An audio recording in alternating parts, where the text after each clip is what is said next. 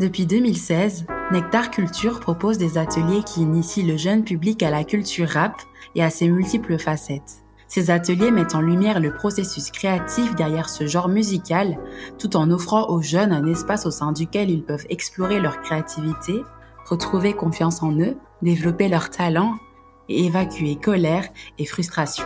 Dans Culture Rap, nous allons rencontrer les représentants des structures partenaires avec qui nous collaborons pour organiser ces ateliers. Nous leur donnons le micro pour vous plonger avec nous dans le monde des ateliers rap et découvrir les coulisses de cet art vivant et en constante évolution. Que vous soyez un fan de rap aguerri ou simplement curieux de découvrir cette culture musicale en profondeur, ce podcast est fait pour vous. Alors, bienvenue dans le podcast de Nectar Culture.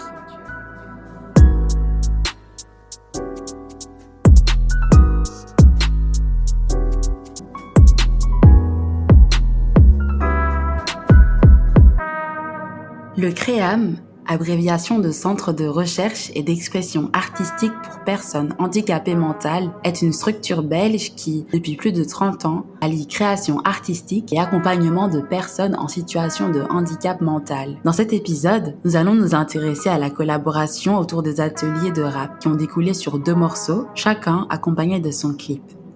Bienvenue dans Culture Rap. Je suis Cécile Schumacher, je suis la directrice du CREAM. Donc le CREAM, c'est une association qui accueille des personnes porteuses de handicap mental. Et notre spécificité, c'est de dispenser des ateliers créatifs, artistiques pour ces personnes. Donc on a des ateliers art de la scène, avec de la danse, de la musique, du théâtre, du cirque. On a des ateliers art plastique avec de la céramique, de la peinture, la gravure, la sculpture, etc. Et puis, on a récemment les ateliers art numérique avec de la photo, du stop motion, du mapping, de la vidéo. Bref, palette graphique, on touche un peu à tout. Quand on a rencontré la SBL, on s'était dit que ce serait chouette d'initier un petit peu les participants au rap. Donc, on a proposé un stage d'1 semaine et ça s'est méga bien passé. Les participants ont adoré. L'animateur musique a fait de nouvelles rencontres. Il a adoré aussi.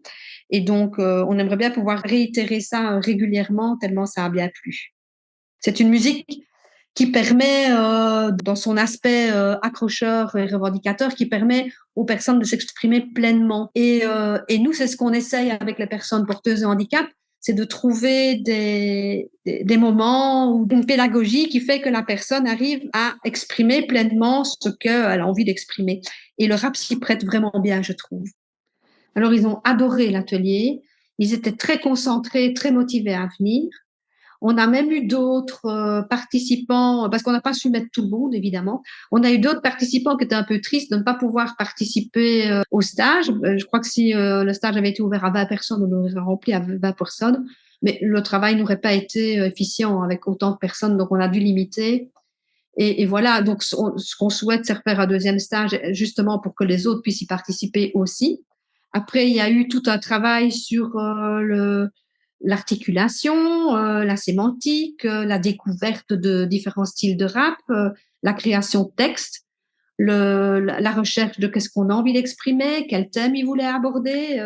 Donc, ils ont abordé des thèmes de société qui étaient vraiment très riches et qui nous ont un peu surpris, comme par exemple aborder le thème de la guerre, de la pollution, de la société, des choses comme ça. Ils ont pu exprimer là-dessus et je trouvais que c'était vraiment fort important de leur donner la parole. Le clip est diffusé après sur les réseaux sociaux et on a énormément de feedback positif à ces deux créations-là. On part de ce que eux ont à donner, de ce que eux veulent partager, et puis on en construit quelque chose et on les tire un petit peu vers un peu plus loin, où on les nourrit d'autres choses qu'ils ne connaissent pas et des choses comme ça. Donc c'est une pédagogie active qui est tout à fait proche de celle du CREAM. Donc ça s'est très bien mélangé. Et les participants ont très vite appris puisqu'ils étaient déjà un petit peu dans la même pédagogie avant le stage, quoi.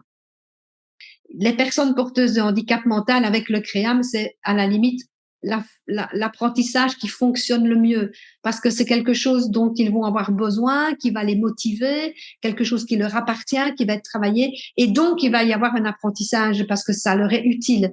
Tandis que si on vient avec des choses plus rébarbatives au départ ou avec des enseignements plus classiques, plus pédagogiques comme à l'école, eh bien, ça fonctionne pas. Ils le retiennent un petit peu et puis ils oublient tout de suite après. Ici, tout le monde continue à chanter la chanson qu'ils ont réalisée ensemble. Pourtant, maintenant, ça fait plusieurs mois, mais ils la connaissent toujours, ils la chantent encore sur les temps de midi. C'était motivant, en tout cas, pour eux.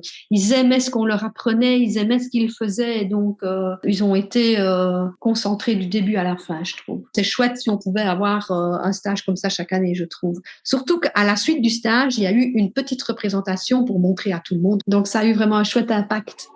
Vivement qu'on recommence. Pas de lâche que des vaillants dans mon équipe. T'inquiète pas, accroche-toi pour la suite. Je suis fort et loyal comme un guerrier. Illusion, cheval de Troie, on t'a bluffé. La motrice vont toujours, mon rat m'écarte des vautours. La chambre prévenue.